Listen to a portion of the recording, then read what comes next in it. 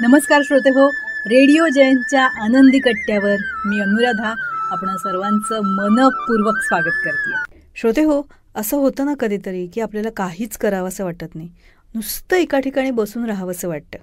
अगदी जेवायचं ताटही कोणी आयतं हातात देईल तर बरंच आहे अशी भावना निर्माण होते. पण ही भावना किंवा हे रिकामपण एखाद्या दिवशी अनुभवावंसं वाटलं तर ठीक आहे, पण रोजचीच जर ही सवय व्हायला लागली तर मग तो आळस आपल्या शरीरात भिनायला लागतो बरं का. आळस हा आपल्यातला एक अंतर्गत शत्रू आहे असं म्हणायला हरकत नाही. आणि याच आळसाविषयी एक फार छान पोस्ट वाचनात आली, आज ती तुमच्याशी शेअर करते. आपल्या अंतरंगातला आपल्या प्रगतीला बाधा आणणारा शत्रू कुठला असेल तर तो आळस.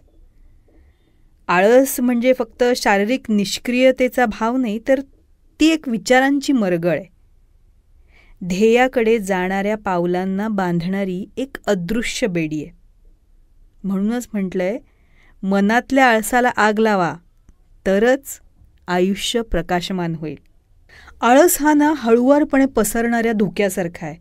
तो पहिल्यांदा आपल्या विचारांना घेरतो, उत्साहाला शांत करतो आणि कृतीच्या दिशेनं उचलणाऱ्या पावलांना जडत्व देतो. सुरुवातीला एक तो तात्पुरता आराम वाटतो, पण मग नंतर हवीहवीशी सुस्ती आणि मग हळूहळू तो आपल्या सवयीचा भाग बनतो.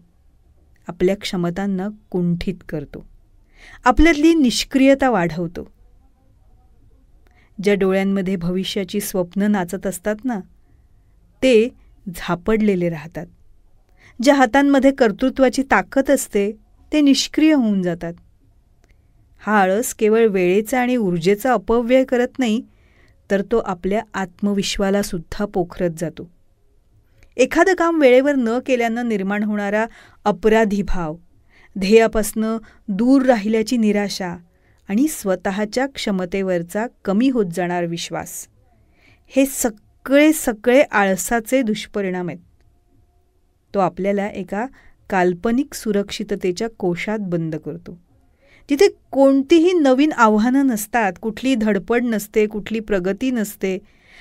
ही सुरक्षितता क्षणिक सुखाची वाटत असली तरी ती आपल्या आत्मविश्वासाला निस्तेज करत असते आणि आपल्याला असमाधानी बनवत असते.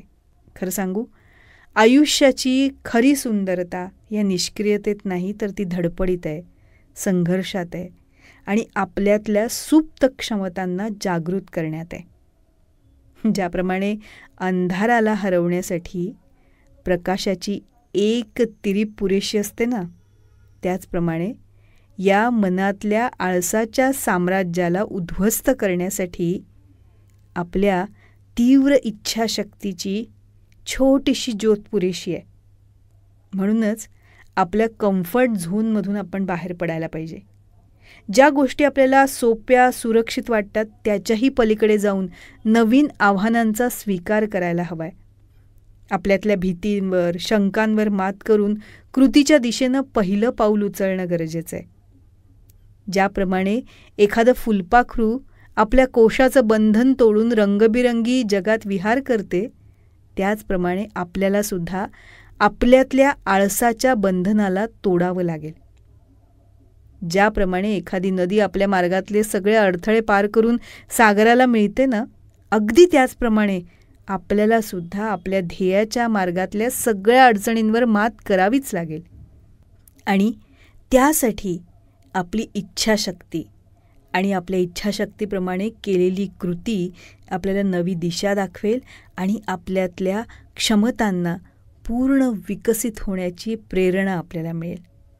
श्रोते हो, आपल्या आयुष्याला तेजानं आणि यशानं उजळून टाकायचं असेल तर लक्षात ठेवा, सगळ्यात आधी आपण आपल्या अंतरंगातल्या आळसाला संपवायला हवं.